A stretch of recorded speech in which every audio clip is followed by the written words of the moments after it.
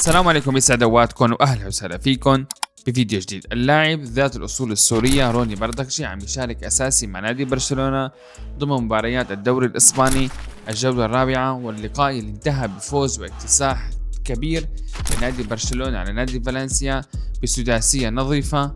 شاهدنا وتابعنا هذا اللقاء الحماسي اللي كان، والاداء المقبول والرائع جدا من لاعبين نادي برشلونة، كيف اكلوا الملعب بالطول وبالعرض. شارك اساسي روني، خرج مع بداية الشوط الثاني ونزل بداله اللاعب رافينيا البرازيلي، حصل على تقييم 7.1 ويعتبر تقييم رائع جدا لمستواه بأرضية الملعب.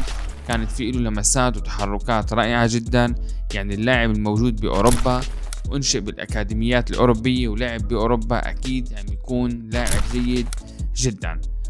وسداسية واضحة كانت لنادي برشلونة عم تخلي نادي برشلونة يوصل للمركز الثاني خلف نادي برشلونة ب10 نقاط. ريال مدريد المتصدر ب12 نقطة بالعلامة الكاملة والتاملة بالانتصار ل4 مباريات متتالية بالدوري الإسباني. وجميعا بنعلم انه نحن لسه كنا بنتمنى دائما انه روني يتواجد مع المنتخب السوري، لكن اكيد موضوع ملف المحترفين والمغتربين الى الان لم يحل بشكل واضح. ما عم يكون في عنا شفافية للموضوع بشكل واضح للجمهور السوري بانضمام اللاعبين المغتربين والمحترفين للمنتخب الأول. وكلياتنا بنعرف أن المنتخب الأول والكرة السورية ما رح ينحل عنا الموضوع بنسبة 90% أو أكثر يا سيدي، إلا إذا كان عنا المنتخب السوري الأول معتمد على اللاعبين المغتربين والمحترفين بالخارج، يصير في عنا تجديد دماء بشكل كامل. عم نشاهد نحن اليوم المنتخب المغربي عم يعتمد على اللاعبين المحترفين والمغتربين بالخارج، عم نشاهد منتخب الجزائر، عم نشاهد كل المنتخبات العربية اللي هي نجحت ووصلت لكأس العالم بشكل كامل. عم نشاهد المنتخب الأردني مزيج بين اللاعب المحلي واللاعب المغترب المميز، كيف انه وصلوا لكأس العالم.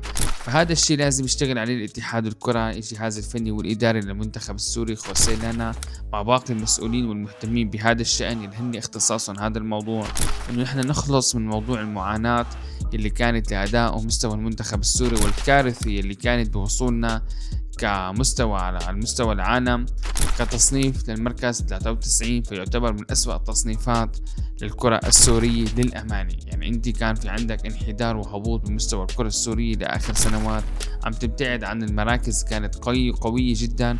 هذا الشيء بيصعب المنتخب السوري مشاركاته وتصفياته بالأيام القادمة، لأنه كل ما كان تصنيفك أقل انت حتواجه منتخبات أصعب، كل ما كان تصنيفك أقوى انت حتواجه منتخبات أقل من المستوى. هذا الشيء معروف دائما، أي قرعة بأي بطولة بأي تصفيات عم نكون نحن بالمراكز أو بالمستوى الأخير.